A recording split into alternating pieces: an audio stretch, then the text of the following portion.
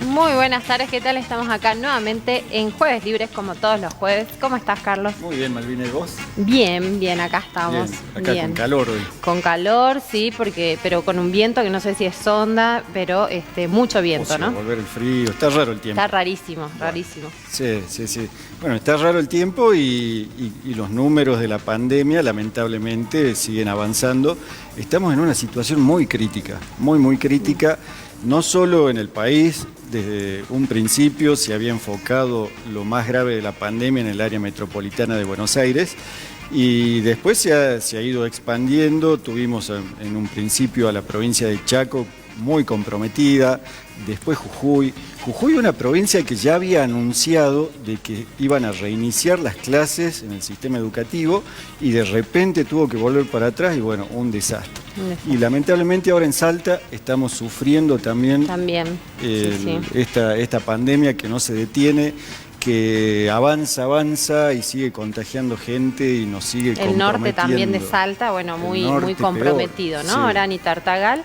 Y en la capital, algo que, bueno, en principio no se veían muchos casos, bueno, ya también cada vez más casos y tomando más precauciones en relación a esto porque, bueno, nada dice de que esto se detenga ya por el calor ni nada de estas cuestiones. Nada.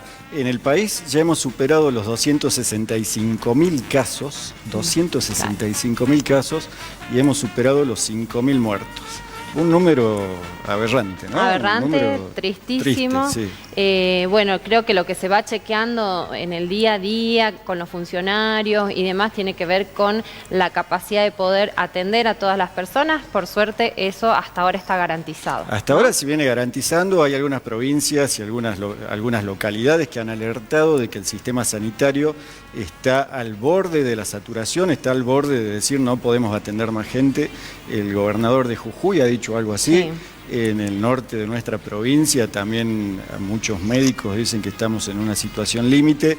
Hemos llegado a un número de 700 contagios en la provincia de Salta. Claro, algo que también en principio era no impensado, pero bueno, no era un panorama que en principio lo veíamos, sabíamos que podía pasar. Bueno, estamos en esa situación y con mucha gente asintomática, ¿no? Sí, seguro. Esto que es el gran tema de que, bueno, hay que mantener estas distancias, las precauciones, la higiene para justamente poder evitar contagiarnos porque no sabemos quién puede estar con el virus, ¿no? Lo escuché al presidente de la Nación ayer y al gobernador de la provincia, Gustavo Sáenz, los dos en la misma línea y comparto con ellos.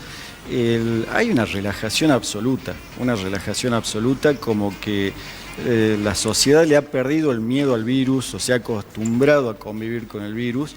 Entonces, yo desde el principio de la cuarentena, recién fui al centro en estos días porque tuve que llevarlo a mi hijo más chico al médico. Y vi, bueno, mucha gente sin barbijo, mucha gente que no... Además, vemos que hay veredas que son muy cortitas y la gente no toma la distancia, ¿no? E incluso, bueno, para entrar a los mismos locales o a ver vidrieras, ¿no? Que por ahí uno dice, bueno, hay algunas actividades que deberíamos de evitarlas, ¿no? Evitarlas porque hay mucha conglomeración de gente y ahí es donde tenemos mayores posibilidades de contagiarnos, ¿no? Sí, bueno, vos sos de la zona de la Plaza Alvarado, los fines de semana, las plazas, las rotondas, todo desborda de gente sin ningún tipo de medida de seguridad. Bueno, en ese sentido se estuvo realizando también algunos llamados de atención también a las mismas confiterías y demás para que mantengan estas distancias también, ¿no? Sí. Porque es un lugar de reunión que está permitido, pero bueno, yo creo que ahí hay que tener algunas precauciones, no abusar, ¿no? Y mantener ahí estos recaudos. Porque está claro que hasta que no esté la vacuna, hasta que la vacuna no funcione, esto no se va a terminar. Nueva Zelanda hace 120 días no tenía ni un contagio. Esta semana volvió a tener contagios. De vuelta. De nuevo, y volvieron a la cuarentena. O sea, es una situación mundial que es un desastre absoluto desde lo sanitario, desde lo económico. Uno entiende todas las circunstancias, pero hay una parte de compromiso social, de compromiso individual que no debe fallar, no debe fallar. Vos sabés que hoy leía que en la provincia de Chubut, en las compañías mineras, descubrieron que el principal factor de contagio era el mate. Mirá. Pero desde un primer día se dijo no tomar mate, no compartir el mate, tomar cada uno en su mate.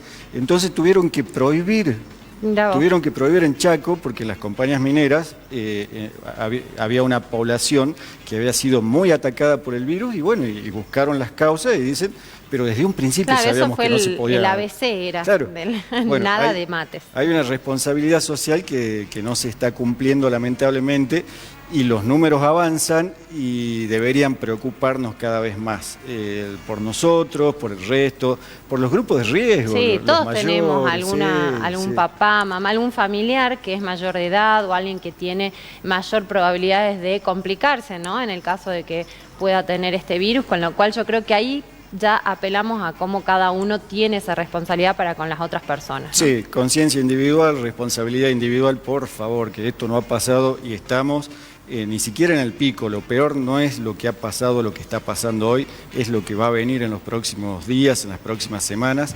Así que bueno, comprometámonos con la comunidad, con el prójimo, con nosotros mismos y cumplamos. Son 3, 4 reglas básicas que no existe otra forma de evitar el contagio, que tenemos que cumplirlas. Así que bueno, ponernos las pilas. A ponernos las pilas. Hasta que funcione la vacuna. Eso, ¿no? Que fue una buena noticia, sí, ¿no? Porque sí. En medio de tanta, caos, como decíamos, tanto en lo sanitario como en lo económico, en medio de esto una noticia muy buena que tiene que ver con la vacuna para el coronavirus, ¿no?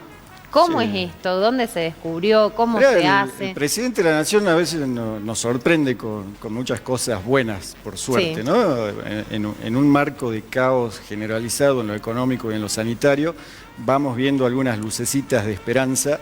En estos días el presidente de la Nación anunció que Argentina va a fabricar la famosa vacuna que ha creado la Universidad de Oxford, una universidad de Gran Bretaña, sí. Que si bien no se ha comprobado absolutamente con todos los protocolos que tiene que tener la fabricación de vacunas, que es la que sirve, ya en las primera y segunda fase se ha comprobado que el 91% de los vacunados no han tenido problema con el virus. Un porcentaje altísimo. Altísimo. Y los que se han vacunado 2 veces, o sea, 2 dosis de la vacuna, el 100% de los que se han vacunado 2 veces han logrado repeler el virus. Claro. Así que hay una esperanza ahí. Claro. Falta, por las formalidades científicas, faltan algunos pasos para decir que esta es la vacuna que sirve, pero ya se ha anunciado que esta vacuna se va a fabricar en la Argentina. Se va a fabricar en la Argentina la materia prima de la vacuna y se va a envasar en México.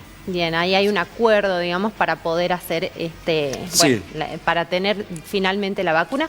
Y algo, una noticia buena, porque Argentina y Brasil son los países que pueden producir las vacunas, y que sea Argentina tiene que ver también con esta capacidad que hay y que siempre resaltamos en relación a los científicos que tenemos, ¿no? Sí. Y de ahí la importancia de poder invertir como Estado en todo lo que tenga que ver con la investigación, los científicos y demás. Me parece que, vemos los resultados ahora, ¿no? Viste que muchas veces se cuestiona la inversión que hace el Estado, no siempre, ¿no? Porque durante el gobierno de Mauricio Macri no se invirtió en ciencia y en tecnología. Al contrario, se recortó.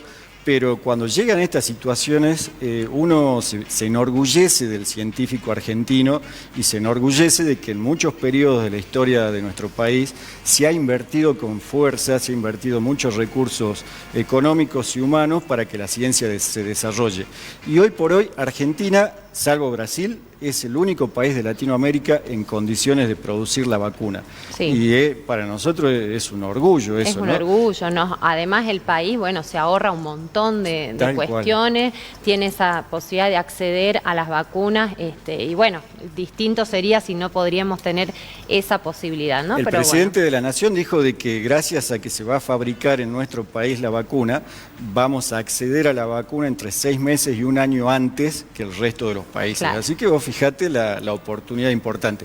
Pero a no confiarse, no hay que salir ahora sin barbijo, abrazar. Total, ya va a venir la vacuna. Todavía no. Se estima que a partir de enero, febrero ya estaría disponible a un precio muy, muy bajo, muy razonable, $3, $4. Sí. Estamos eso hablando me llamó de 300, 400 pesos. Claro. 300, 400 pesos, así que se va a poder difundir esta vacuna gracias a la ciencia argentina, gracias a que, repito, en muchos periodos de nuestra historia hubo estados que se comprometió con la ciencia y se desarrollaron laboratorios, investigaciones y se apostó a la formación profesional. Sí, eso es importantísimo. Lo hemos visto muy dinamizados, ¿no? Los científicos desde que inició todo esto de la pandemia, sí, ¿no? Si no era una cosa, era otra, se avanzó y bueno, finalmente vamos a contar con esto en nuestro país, que no es menor, ¿no? No, pero a cuidarse, que falta mucho, ¿no? Falta. Recién enero, febrero, dice que podría estar disponible la vacuna. Los dueños del laboratorio, que es un laboratorio privado, no es estatal, es un laboratorio privado, dijeron que la van a empezar a fabricar aun cuando no esté del todo comprobada la certeza de que es una vacuna que sirve del todo. Y dice que si después hay que tirarla, se tira todo si es que no sirve la vacuna para ir ganando tiempo. Claro. Me parece un compromiso bastante importante, sí, ¿no? Y bastante bueno. Pero todo el mundo científico habla de que sí es una vacuna que va a funcionar porque ya ha pasado 2 de las 3 o 4 pruebas que tiene que pasar y ha dado muy buenos resultados. Pero no solo eso. Hoy se anunció de que va a firmar un convenio con China, Argentina también, porque en China se está desarrollando otra vacuna que aparentemente está dando buenos resultados también y previamente, hace un par de semanas, el presidente anunció que habló con el presidente de Rusia, le mandó una carta, porque Rusia también está desarrollando otra vacuna que también la va a mandar a la Argentina para que se produzca acá. Claro. Así que por todos lados... Se está buscando. Viste que se decía, muchas veces dicen, bueno, el presidente Alberto Fernández se cierra al mundo. Mira vos, con Gran Bretaña, con México, con Rusia, con China, tratando de buscar la solución al gran problema de la humanidad en estos días. Claro, y acá, bueno, el país contribuyendo después seguramente para los demás países para poder dar esta vacuna, ¿no? Claro, así porque que la vacuna que se va a fabricar acá en la Argentina se va a envasar en México y se va a distribuir en toda Latinoamérica. Bueno, en toda. Así que bueno, ojalá, roguemos. Estamos ahí haciendo historia. Roguemos que salga todo bien y a partir de marzo, abril del año que viene nos olvidemos de este problema, pero marzo, abril del año que viene. Hoy estamos... Sí, vamos haciéndonos la idea que el verano va a ser también seguramente con todas estas precauciones. Sí, ¿no? y hoy y los días que vienen por delante son los más difíciles. El pico de contagio no ha llegado todavía. Y bueno, hay que prepararse y cuidarse, por favor. Así es, apelemos a eso. En el medio, bueno, de todas estas cuestiones sanitarias, decíamos, la semana pasada hemos tenido también una noticia muy importante y muy esperada porque ya hace tiempo que se venía hablando de la reestructuración de la deuda, ¿no? Esta famosa reestructuración que, bueno, si estábamos en default, si no estábamos en default, era el gran debate, finalmente se logró acordar y esto, bueno, por supuesto, vamos a analizarlo acá. Así es, bueno, se estaba reestructurando una parte de la deuda, que es la deuda que teníamos con ley extranjera, con bonistas privados. Los conocemos, ¿no? Son los famosos fondos de inversión que compran bonos de deuda argentina y los tienen ahí, después negocian, te presionan.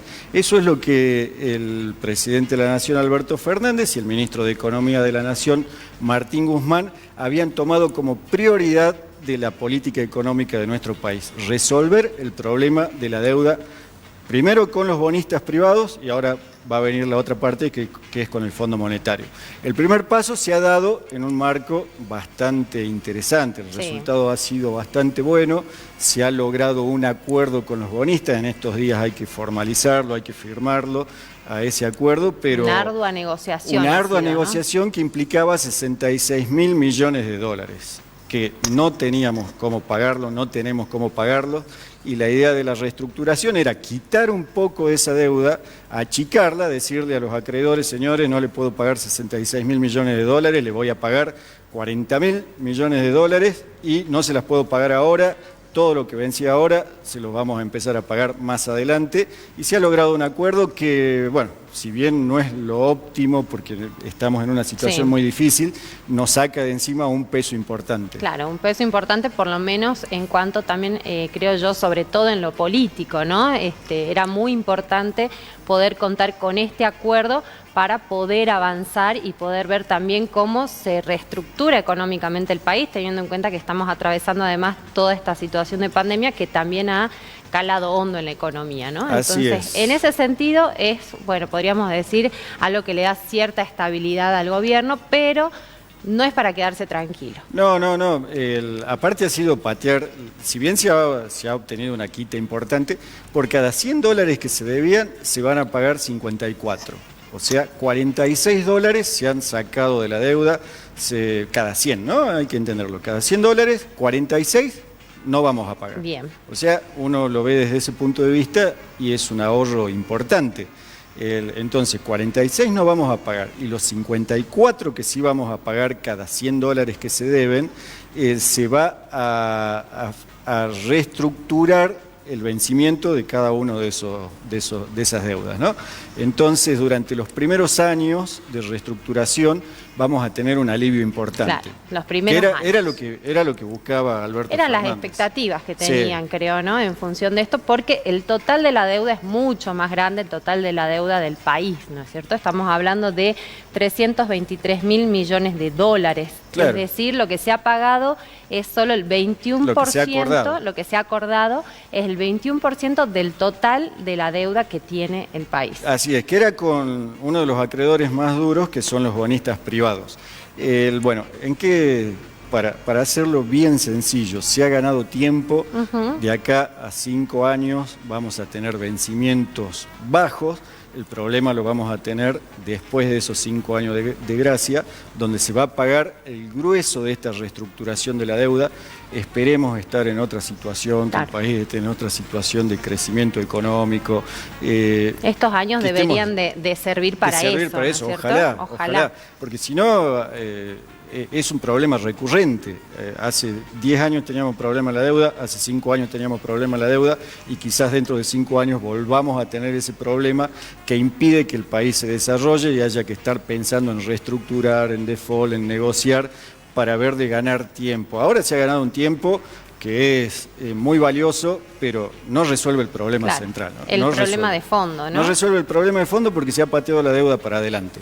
Y encima ahora viene la negociación con el acreedor más duro de todos, el que más condiciones te impone, el más cruel de todos, el que tiene mucho poder para, si no acordás, sancionar al país, que es el Fondo Monetario Internacional. Este es el partido más importante. Claro, hemos pasado en una instancia y se nos viene lo más difícil. Estamos hablando de que con el Fondo Monetario Internacional hay una negociación por 48 mil millones de dólares. Sí, ¿no? que es lo que ha pedido Macri. Es la deuda de Macri, esa deuda. Los 47 mil millones de dólares que ha recibido durante los 2 últimos años de su gobierno. Ahora nos ha caído todo el peso de esa deuda porque hay que pagarla ahora, hay que pagarla este año, el año que viene, y como decíamos, si no había plata para pagarle a los acreedores privados, tampoco hay plata para pagarle al Fondo Monetario Internacional, así que el ministro Guzmán en los próximos 15 días va a enviar una invitación formal al Fondo Monetario para sentarse a negociar y reestructurar esta deuda.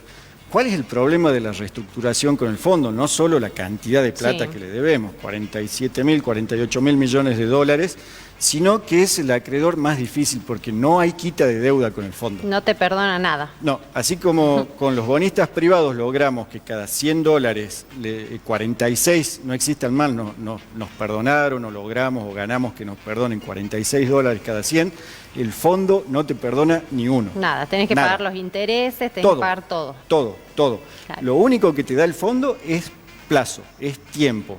Vencía en el 2020, te la pasamos al 2025. Vencía en el 2021, te la pasamos al 2026. Claro. Tiempo únicamente. El tema es si se junta en ese tiempo con la reestructuración que acabamos de hacer. Estamos en el horno. Porque lo que reestructuremos de la deuda con el Fondo Monetario se va a juntar con lo que se ha reestructurado con los bonistas privados y de acá a 8 o 9 años vamos a tener una bomba económica que ojalá que lleguemos en otras condiciones y se pueda que juntemos muchos dólares hasta ese momento, porque si no... Pero ¿sabes qué? Lo más preocupante de la negociación que se viene con el Fondo Monetario es que el fondo te da plazos muy cortos de reestructuración a cambio de nada. Entonces vos le decís, no te puedo pagar hoy, entonces ellos te dicen, bueno, pagame el año que viene. Y si vos le decís, el año que viene tampoco puedo recién dentro de 8 años, 10 años. Y ahí ellos te dicen, bueno, entonces yo te voy a decir qué tenés que hacer con tu economía.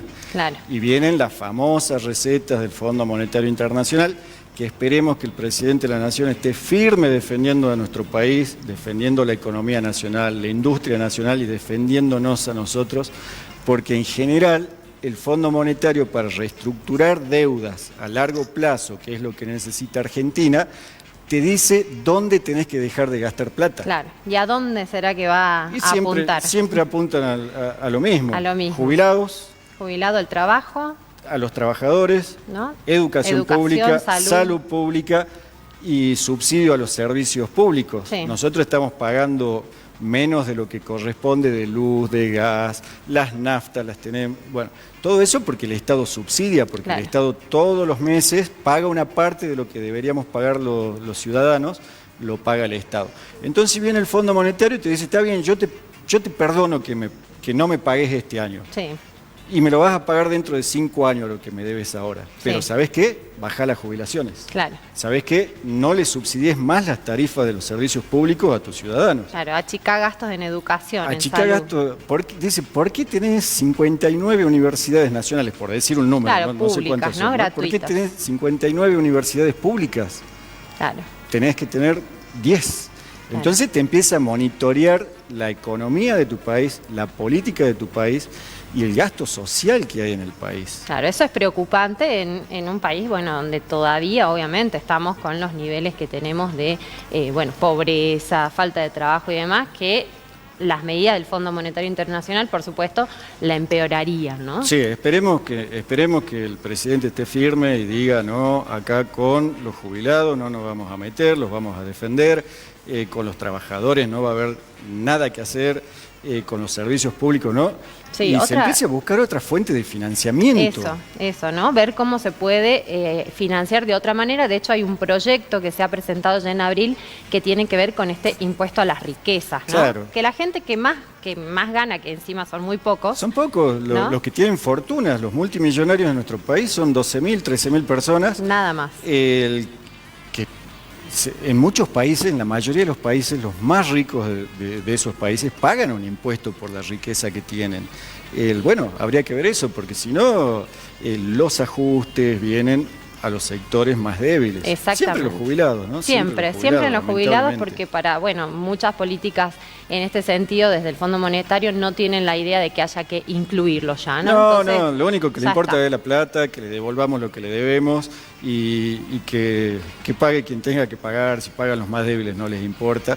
Así que se viene eso, a estar alertas, porque se ha solucionado el problema de la deuda con los bonistas privados, pero viene lo más difícil, que es con el Fondo Monetario Internacional, y es quién puede imponer medidas al presidente de la Nación para perjudicar a la gente. Así es, vamos a estar atentos, ¿no? Esperemos que no sea así, porque ya empieza a haber también lobby de parte de empresarios que, por supuesto, coinciden con estas medidas del Fondo Monetario y empiezan ahí a hacer un poquito de apriete al gobierno nacional, así que también vamos a tener que ir siguiendo eso, ¿no? Así que hemos llegado ya al final de la columna de Jueves Libres y al final del programa ¿Qué parte no entendiste? Así es, nosotros nos vemos el jueves que viene y mañana con Mabel a las 16 horas. Nos vemos.